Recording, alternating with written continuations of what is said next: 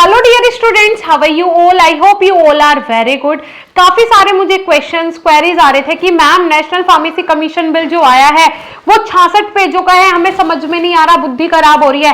तो आप ही प्लीज उन 9 चैप्टर्स को का कंक्लूजन हमें बता दो, उनको समझा दो कि किस तरीके से उसमें क्या होने वाला है। तो आज मैं आपके सामने हूं नेशनल फार्मेसी कमीशन बिल के 9 चैप्टर्स के साथ, जिनके साथ आप अगर देखते हैं आने वाला समय फार्मेसी फील्ड का तो वो बहुत ही सुनहरा होने वाला है। ठीक है जी। सो स्टार्ट करने से पहले स्वागत है आप सभी का हमारे इस यूट्यूब चैनल बीएसपी फार्मेसी पे। मैं साक्षी राजपूत ऐसे ही इंपॉर्टेंट और इंफॉर्मेटिव वीडियोस आपके लिए लाती रहती हूं, तो चैनल को सब्सक्राइब जरूर करें। हमारा दूसरा चैनल है बीएसपी फार्मेसी 2 के नाम से, जहां पे इस बार बी फार्मा फर्स्ट और थर्ड सेम की महा मैराथन क्लासेस होने वाली हैं। एग्जाम टाइम से पहले ही जाके उसको सब्सक्राइब कर लो, क्योंकि free of cost video lectures वहां पे आपको डेली मिल रहे हैं। मैराथन क्लासेस उसी चैनल पे होगी, तो उसको जाके सब्सक्राइब जरूर करें, आपके एग्जाम प्रिपरेशन में बहुत हेल्प करेगा। दूसरी चीज, हमारा एप्लीकेशन है प्ले स्टोर पे बीएसपी फार्मेसी के नाम से, जहां पे हम आपको B pharma, D pharma, entrance exam, exit exam की तैयारी करवाते हैं। एंट्रेंस एग्जाम के कोर्सेज हमारे पास बिल्कुल फ्री ऑफ कॉस्ट है।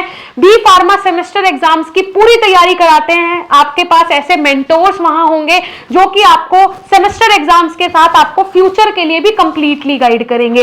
डी फार्मा के कोर्सेज भी अब हमारे पास बहुत ही रीजनेबल प्राइस में अवेलेबल है। यकीन नहीं आएगा आपको, मात्र 70 to 80 रुपीज पर मंथ में हम आपको कोर्सेज प्रोवाइड करवा रहे हैं। जाके एक बार कम से कम विजिट तो करो, देखने का पैसा नहीं लगता है।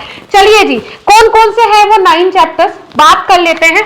सबसे पहले देखिए, ये जो नेशनल फार्मेसी कमीशन बिल आया है बेटा, इसमें टोटल 9 चैप्टर्स हैं। ठीक है, 9 चैप्टर्स हैं। और इसका मोटिव क्या है, बस आप इसका मोटिव सुनो तो मजा आ जाएगा आप लोगों को। मोटिव हमारी सरकार का ये है कि एक फार्मासिस्ट को दुनिया के तो नहीं पहुंचा पाएंगे बेचारे भारत वाले, इंडिया के कोने कोने तक पहुंचा पाए। क्योंकि अब हमारी गवर्नमेंट समझ गई है कि आबादी बढ़ रही है दिन पे दिन, उस पर कंट्रोल नहीं हो रहा है, 150 करोड़ तक पहुंच गई है। अब इनको कंट्रोल करना तो मुमकिन नहीं, लेकिन हेल्थ के इश्यूज जो हैं वो हर बंदे को होते हैं। इतने हॉस्पिटल सरकार नहीं बनवा सकती, इतने डॉक्टर्स हमारी सरकार नहीं लेके आ सकती, तो अब क्या करें, है ना।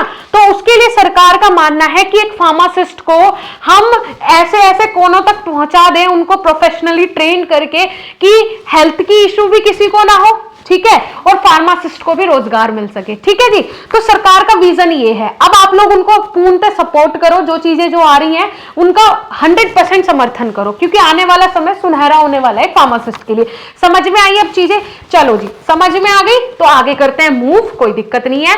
अब देखो, सबसे पहला जो हमारा फर्स्ट चैप्टर है उसके अंदर देखो मिसलेनियस, मतलब कंप्लीटली चीजें बताई गई हैं, डेफिनेशन है, टर्म्स कंडीशंस है पहले चैप्टर के अंदर। ठीक है, मैं आपको सारांश बताऊंगी कि चैप्टर के अंदर क्या क्या चीजें दी गई हैं। पहले में डेफिनेशंस है कुछ और टर्म्स कंडीशंस है। ठीक है, आपके रूल्स रेगुलेशंस है, टर्म्स कंडीशन है। सेकंड में मेंबर्स होंगे कि कितने मेंबर्स इस फार्मेसी कमीशन बिल के अंदर काम करेंगे, फार्मेसी प्रोफेशन को कितने लोग संभालेंगे।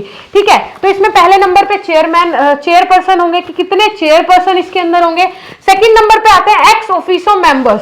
ठीक है, ऐसा आपने देखा था फार्मेसी एक्ट में भी है, एक्स ऑफिसो मेंबर्स है।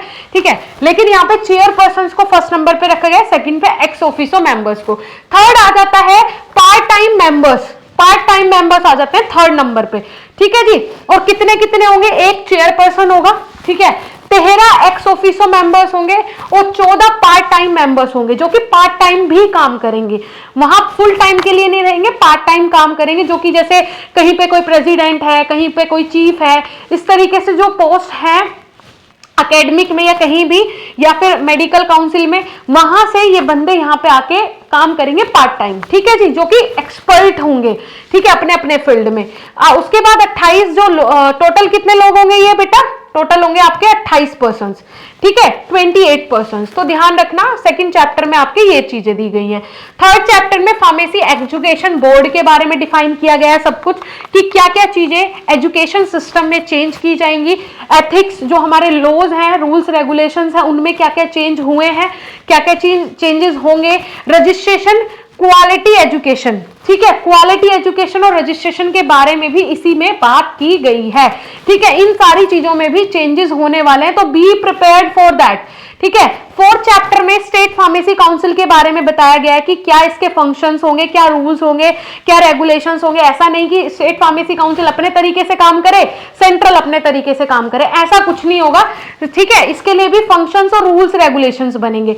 उसके बाद 6 नंबर पे आता है रजिस्ट्रेशन प्रोसेस, ठीक है। जो आपका रजिस्ट्रेशन आप अपना फार्मेसी काउंसिल ऑफ इंडिया का आप अपने स्टेट में स्टेट फार्मेसी काउंसिल से रजिस्ट्रेशन कराते हो, और अब तो सेंट्रल फार्मेसी में भी आपको रजिस्ट्रेशन करवाना है, लेकिन इसका क्या नया प्रोसेस होगा वो आपको मिलेगा चैप्टर नंबर 7 में, ठीक है।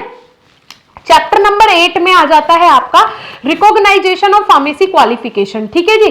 फार्मेसी की जो क्वालिफिकेशन है उसमें क्वालिफिकेशन का क्या मतलब है, ध्यान से सुनना कि अब ऐसा नहीं होगा कि आपकी क्वालिफिकेशन जैसे एम फार्म है तो आप आपकी क्वालिफिकेशन बी फार्म है तो आप जाके बी फार्म को पढ़ाने लगो, है ना, बी फार्म के कॉलेज में पढ़ाने लगो। तो ऐसे कुछ रूल्स रेगुलेशंस आएंगे स्ट्रिक्ट कि बस वही बंदा वहां होना चाहिए।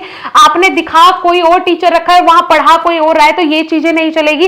और एक परफेक्ट एजुकेशन सिस्टम बनाया जाएगा क्वालिफाइंग एजुकेशन के लिए। जैसे कि क्या होता है, बीएससी और एमएससी वालों को भी अपॉर्चुनिटी मिलती है आपके इंडस्ट्री में काम करने की, लेकिन वहां से भी कंप्लीटली उनको हटाया जाएगा कि एक फार्मेसी का कैंडिडेट ही वहां रह सकता है। एक मिनिमम क्राइटेरिया बना दिया जाएगा एजुकेशन क्वालिफिकेशन का, ठीक है। तो ये बहुत अच्छी चीज हुई है। उसके बाद लास्ट आता है फार्मेसी एडवाइजरी काउंसिल, ठीक है जी। फार्मेसी एडवाइजरी काउंसिल, क्योंकि हर किसी को एडवाइज की भी जरूरत होती है, ठीक है जी। तो क्या आएगा, फार्मेसी एडवाइजरी काउंसिल आएगी। और उसके बाद देखिए यहां पे क्या दिया हुआ है, फिर उसी में ग्रांट, ऑडिट एंड अकाउंटिंग, ठीक है। और लास्ट आ जाता है आपका मिसलेनियस। ये सारी चीजें एक में ही कंबाइन करके दी गई हैं।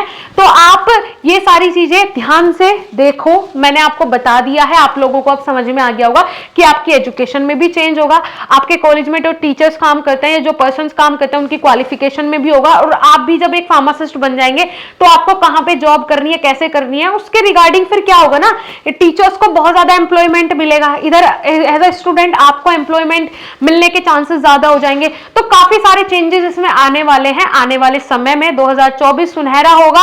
बस जल्दी से ये बिल पास हो जाए, या फिर देखेंगे कि काउंसिल रहेगा या फिर कमीशन पास होगा। चलिए जी, ऐसे इंफॉर्मेटिव वीडियो के साथ फिर से मिलेंगे, एनर्जेटिक वीडियो के साथ। तब तक के लिए थैंक यू सो मच।